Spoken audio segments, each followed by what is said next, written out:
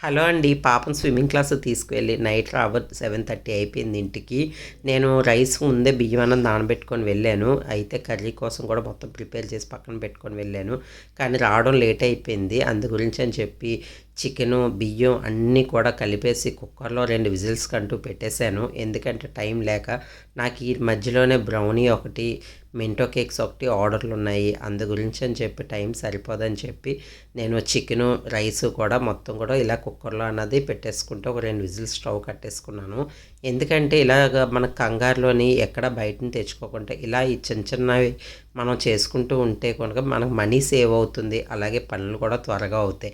అలాగే నా ప్యాకింగ్ కూడా అన్నది చేసుకుంటున్నాను. బ్రౌనీ ఒకటి, మెంటో కేక్ ఒకటి.